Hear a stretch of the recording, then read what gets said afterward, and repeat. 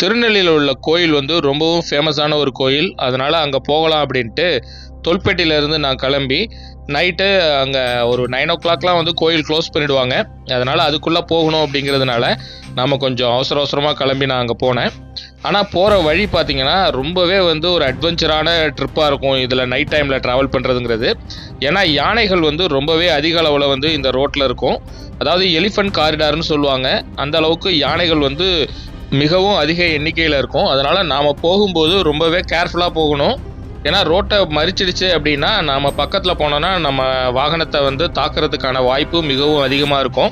நானும் ரொம்ப கேர்ஃபுல்லாக போனேன். நம்ம பயணத்தை ஸ்டார்ட் பண்ணி கொஞ்சம் தூரத்துலேயே சோலோவாக வந்து ஒரு யானை நின்றுட்டு இருந்தது. அதை தவிர நம்ம உள்ளுக்குள்ளாரெல்லாம் வந்து சில யானைகள்லாம் இருந்தது. அதை நம்ம வந்து சரியாக இது பண்ண முடியல. அதுக்கப்புறம் நாம் கடந்து போகும்பொழுது புள்ளிமான்களும் ரோட்டு ஓரத்தில் வந்து நிறையா நின்றுட்டு இருக்கிறத நம்மளால் பார்க்க முடிஞ்சுது.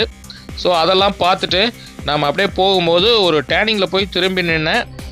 டேர்னிங்கில் திரும்பும்போது தான் பார்த்தா ரோட்டை மறிச்சிட்டு யானை வந்து நின்றுட்டு இருந்தது ரோட் பக்கத்துலேயே. ஆனால் அது பக்கத்துலேயே ஒரு குட்டி யானை வந்து ரோட்லேயே நின்றுட்டு இருந்தது. அது நம்ம கண்ணுக்கே தெரியல. ஃபஸ்ட்டு யானை நிற்கிறது தான் தெரிஞ்சுது. அதுக்கப்புறம் அது குட்டி வந்தது.